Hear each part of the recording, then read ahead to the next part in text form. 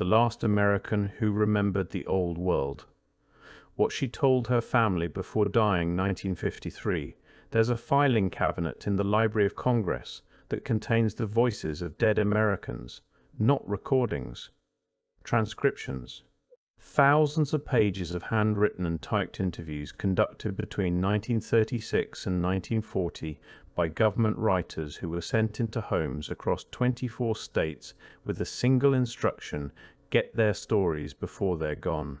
The program was called the Federal Writers Project, a branch of Roosevelt's New Deal that employed out-of-work journalists, novelists, and researchers to document the lives of ordinary citizens. They collected 2,900 life histories. Then they filed them in the Library of Congress, where they sat mostly unread for nearly 40 years. I found them because I was looking for something else.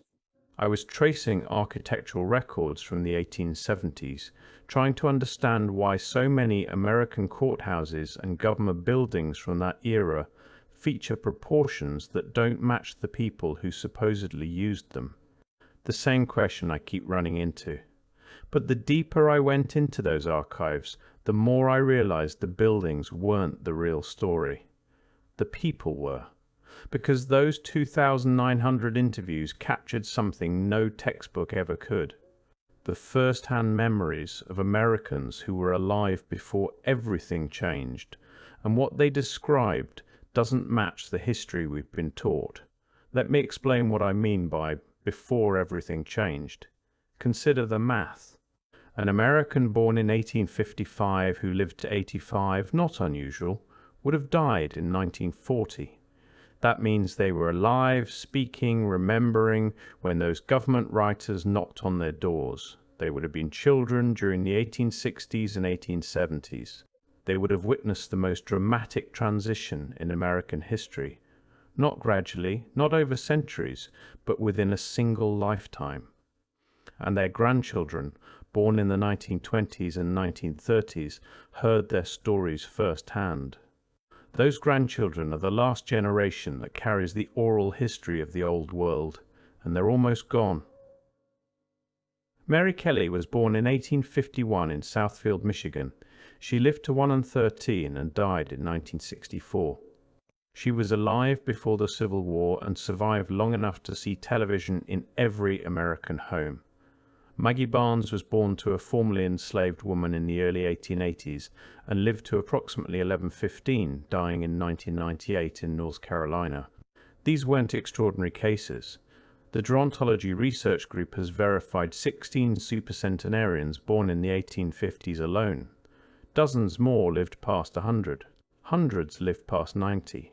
An entire generation of witnesses whose memories span two completely different worlds. The government had the chance to record all of them. It recorded 2,900. Then it stopped.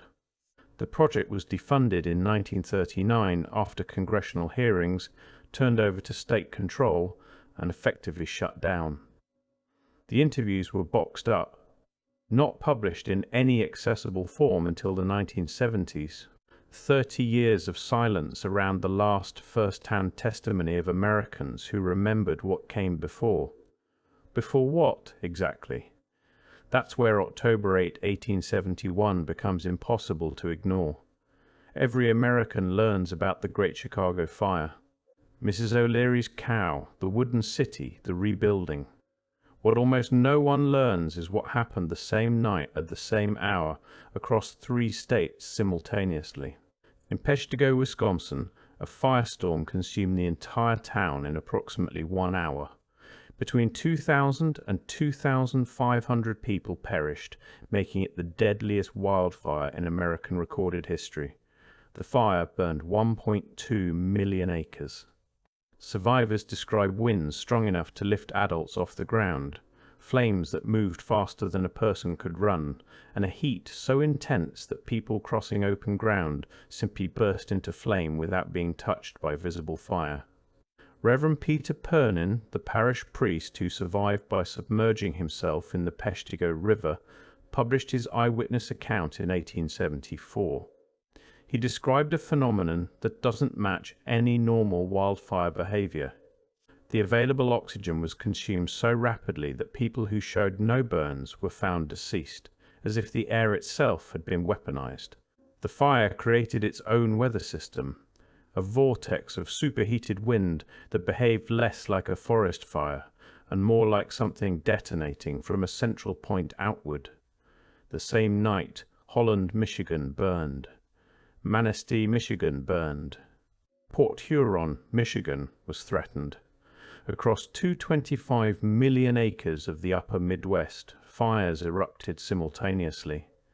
The National Weather Service confirms these fires broke out across 3 states at the same time on the same evening. The official explanation is drought, lumber debris, and a cold front with high winds. Reasonable, except for one detail that has nagged researchers since 1883: the simultaneity. In 1883, a hypothesis emerged that fragments of Biela's comet had struck the atmosphere and ignited the fires from above. This theory was revisited in a 1997 documentary and investigated again in 2004 by the American Institute of Aeronautics and Astronautics. Witnesses in Chicago reported blue flames burning in basements, a color consistent with unusual chemical combustion, not wood fires. The theory has never been proven. It has also never been disproven. But here's what matters for this investigation. The elderly Americans interviewed by the WPA writers in the 1930s were children in 1871. A 70-year-old interviewed in 1938 would have been 3 years old that night. An 80-year-old would have been 13, old enough to have watched the sky turn red, old enough to have been told by their parents exactly what happened. The Library of Congress describes those 2,900 interviews as containing tales of surviving the 1871 Chicago fire and pioneer journeys. But that description only scratches the surface. What else did those Americans remember? What did they tell the government writers about the night everything burned, and why was the project shut down before the full picture could emerge? The burning wasn't the only erasure. In 1890, the United States conducted the most comprehensive census in its history. For the first time, each family received an entire form. The census recorded immigration status, naturalization details, English language proficiency, home ownership, and Civil War service. 62.9 million Americans documented in unprecedented detail. It was also the first census for which the government broke from a century of protocol and did not require copies to be filed in local offices. Every previous census from 1790 to 1880 had local backups stored in county courthouses and state archives. The 1890 census existed in one location: the basement of the Commerce Department building in Washington, D.C. On January 10, 1921, a fire broke out in that basement. Approximately 25% of the records were destroyed outright. Another 50% suffered serious water and smoke damage. The investigation never determined a definitive cause. Theories range from a discarded cigarette to faulty wiring to spontaneous combustion of sawdust in the building's workshop. What happened next is more disturbing than the fire itself. The surviving records, perhaps half still usable, were moved to a warehouse. For 12 years nothing happened, no restoration effort, no attempt to copy or preserve what remained. Then in December 1932, the chief clerk of the Bureau of Census sent the Librarian of Congress a list of documents scheduled for destruction. The 1890 census was on that list. The librarian was asked to identify any records worth preserving for historical purposes. He identified none. Congress authorized destruction on February 21, 1933. The next day, February 22, President Hoover laid the cornerstone for the National Archives building, the fireproof facility specifically created to prevent exactly this kind of loss. They destroyed the records one day before beginning construction of the building that would have saved them. Of 62.9 million names, roughly 6,160 survive. The single most detailed record of every American alive during the transition period, the people who remembered the old world, eliminated. Not by accident, by sequence. Fire, neglect, bureaucratic process, authorized destruction. Each step plausible on its own. Together they form something harder to dismiss. And then there were the children. Between 1854 and 1929, approximately 250,000 children were loaded onto trains in New York, Boston, and Philadelphia, and transported to rural communities across the Midwest and West. The orphan train movement, organized primarily by the Children's Aid Society, founded in 1853 by Charles Loring Brace, and later by the New York Foundling Hospital. At stops along the route, the children were displayed in what contemporary accounts describe as auction-like events. Farming families inspected them, evaluated their size and apparent health, and selected the ones they wanted. Many were taken to work fields. Less than half were actual orphans. The rest were children of immigrants, children of the poor, children whose parents couldn't afford to feed them or couldn't fight institutions that took them. An estimated 30,000 children lived on the streets of New York City in the 1850s alone. But here's the detail that nobody discusses. Upon arrival in their new communities, older children were strongly encouraged, sometimes required, to break all contact with their past. Names were changed. Origins were not recorded or were recorded inaccurately. The organizations that ran the program kept spotty records at best. Many children could not tell their own grandchildren where they came from because they genuinely didn't know. 250,000 Americans whose identities were functionally severed. An entire generation disconnected from their own history by institutional design. The timing is precise. The orphan trains ran from 1854 to 1929. The fires occurred in 1871. The giant photographs clustered between 1850 and 1900. Tartaria vanished from maps in the mid-1800s. The architectural transition from grand classical to simplified modern happened in the same window. And the 1890 census, the one record that would have documented every single person alive during this transition, was eliminated. Not coincidence. Pattern.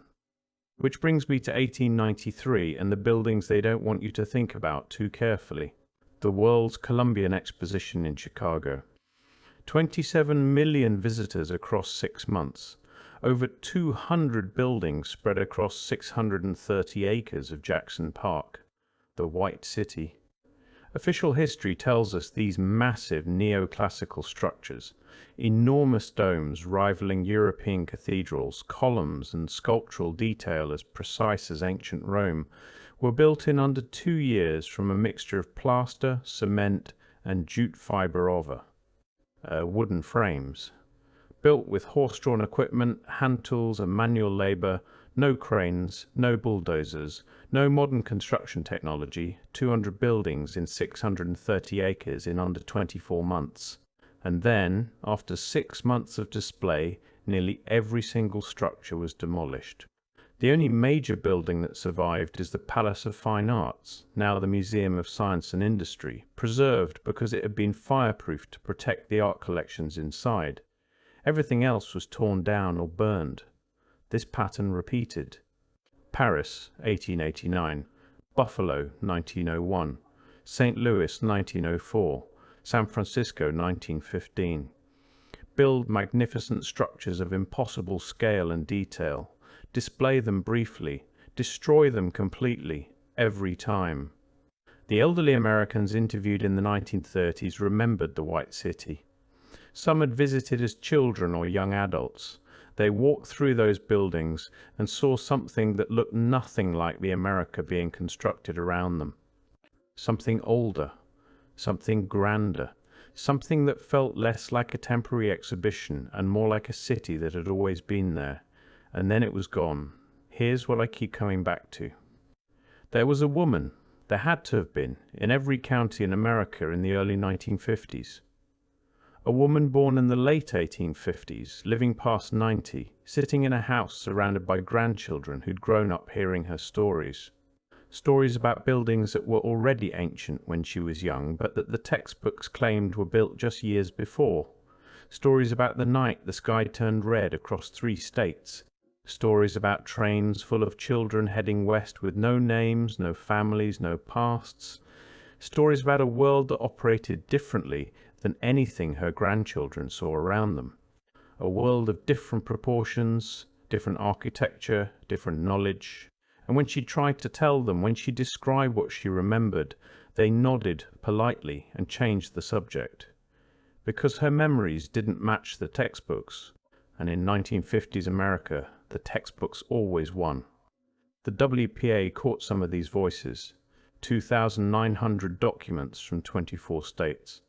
But what about the other 24 states? What about the thousands of elderly Americans who were never interviewed?